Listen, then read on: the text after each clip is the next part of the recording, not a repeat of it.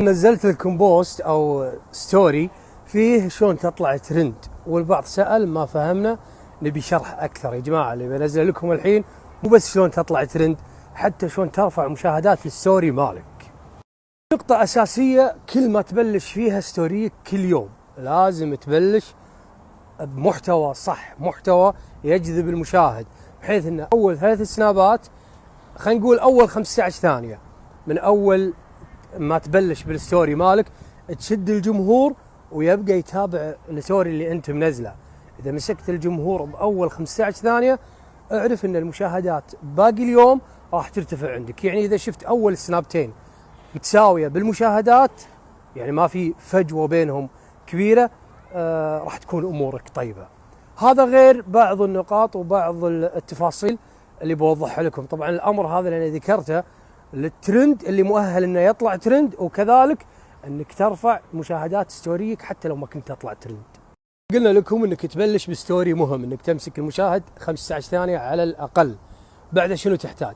تحتاج انك تستمر بستوري او باقي اليوم بمحتوى يجذب المشاهد يكمل معاك، تبين تكتب المسميات على الستوري اللي انت تنزله، انت وين الحين، وين مكانك بالضبط، شو اللي قاعد تغطيه، شنو اللي قاعد تصوره، واخر اليوم تختم بسنابه حلوه وواضحه انه والله هذا محتواي كان اليوم.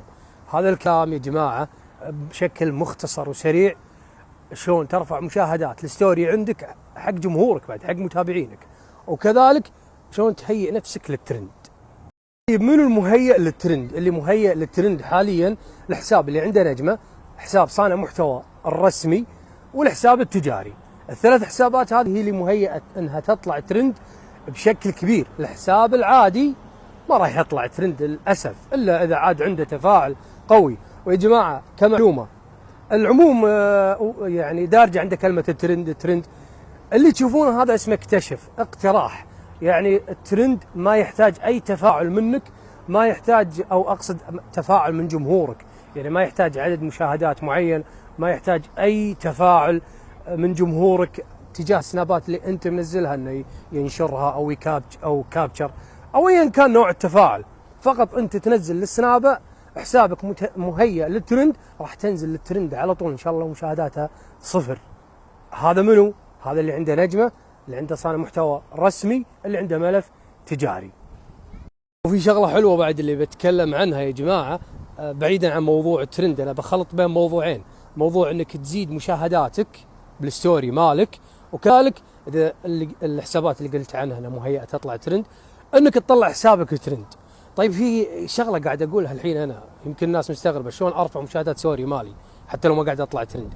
يا جماعه السنابات اللي انت تنزلها بعض المرات ما تكون مهيئه انها تطلع على كل مشتركينك، فانت شلون تخليها مهيئه؟ نفس الفكره، اول 15 ثانيه اهتم فيها، جمهورك او مشتركينك اللي عندك نسبه كبيره يشوفونها، راح تبدا تطلع سناباتك عند باقي مشتركينك. بالاضافه الى حاول انه يكون بينك وبين جمهورك تفاعل، انك تنزل اسئله ترد عليهم بالخاص، تحط استطلاع الراي، تحط الستيكر اسالني سؤال. الامور هذه يا جماعه هذه تزيد من تفاعل الحساب، بحيث ان كل جمهورك اللي عندك، كل مشتركينك يشوفون السنابات اللي انت قاعد تنزلها. انا مثل ما عرفتوني ما اجيب شيء من مخي او اي شيء، انا سؤال وجهته للشركه، سؤال يكون مفهوم بالنسبه للشركه شنو اللي انت تحتاجه، ردوا علي برد من خلال الايميل، وضحوا بعض النقاط اللي من خلالها انت ترفع مشاهدات للستوري، مو حق الترند بس، لا حتى ستوريك نفسه عشان ترفع المشاهدات.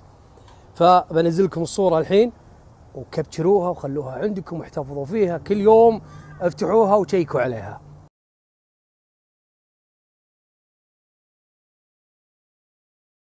كتوضيح اخير، يعني حاول انه يكون بينك وبين جمهورك تفاعل، لازم تحط اسئله يردون عليك.